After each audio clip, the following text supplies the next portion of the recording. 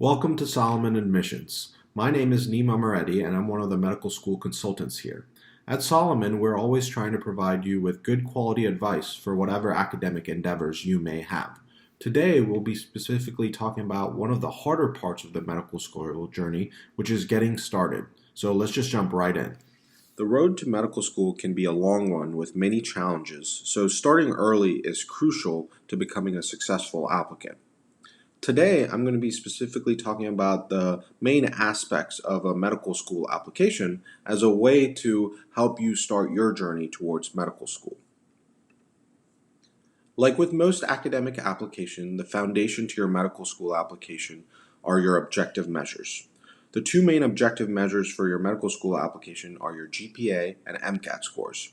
This is a graph that is published by the AAMC that shows the successful and unsuccessful applicants based off of their GPA and MCAT scores. And as you can see in the bottom right-hand quadrant, there were approximately 165,000 applicants during this time period from 2021 and onward, and approximately 70,000 got accepted into medical school during this time. This is an acceptance rate of less than 50%. In the top right-hand quadrant, you can see the group of applicants that had the most amount of success in getting into medical school, and those are the ones with a GPA greater than 3.79 and an MCAT score greater than 517. This graph gives us two pieces of information. One is the goal GPA and MCAT to aim for, that is 3.79 or higher and 517 or higher. Second, it also shows us that MCAT and GPA scores are not the sole reason for students getting into medical school. You can see that there was a significant portion of the top right-hand quadrant that didn't get into medical school, and you can also see applicants from other quadrants that did get into medical school.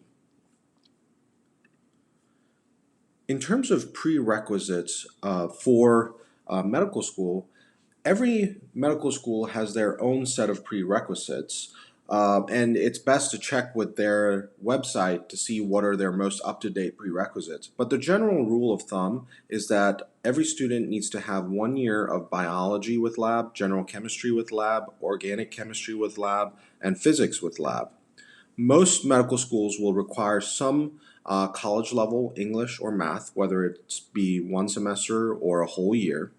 And then in terms of biochemistry and psychology and sociology, it kind of varies depending on the medical school. Some require it and some highly recommend it. The next objective measure is your MCAT score. The MCAT is a standardized way to compare applicants across the country. And this is needed especially because the GPA varies so much from school to school, and it's hard to compare applicants who are coming from across the country. The MCAT has 4 sections, and each section takes approximately 1.5 hours. And each section has anywhere between 50 to 60 questions. The highest score on the MCAT is a 528. Generally, students wait to finish all their prerequisite courses before taking the MCAT. And so most students take the MCATs between the end of their sophomore year and the start of their senior year. The next part of the medical application is your activities section. You have the opportunity to list 15 activities in your application and write a description for each. You can also designate up to 3 of them to be the most meaningful. Some of the categories that you can list are shown here on the screen, and they vary widely from teaching, tutoring, to research, to shadowing, to artistic endeavors, to hobbies. I would say that there are several activity types that every applicant should have. For example, shadowing and clinical volunteering. Without having those experiences, it's hard to make the case that you know what it takes to become a doctor and that you're actually really interested in becoming a doctor. And I would say for most medical schools, research is also something that is sought out for. Just because a lot of medical schools really value that attribute in applicants. And I would say the other big thing is to have activities that showcase your leadership skills. Physicians are leaders of their teams. They generally have to take care of teams of nurses, pharmacists, medical students, residents, fellows. So it's good to showcase leadership skills in this application as well. The rest of your activities can help you show a theme or focus in your application. For example, if you wanted to become a medical innovator, you can use a portion of your activities to showcase how you know that you wanted to be a doctor by shadowing, maybe clinical volunteering or clinical work.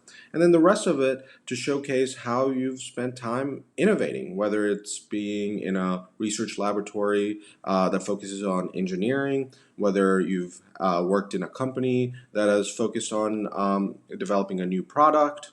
Similarly, if you wanted to showcase that you wanted to become a physician scientist, then you'll have a lot more activities focused on the research activities, whether it's presentations and posters, publications, or just research experiences.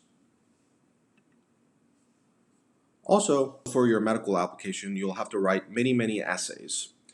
The most important of which is going to be your personal statement. And for the personal statement, you have to explain why you decided to go into medicine.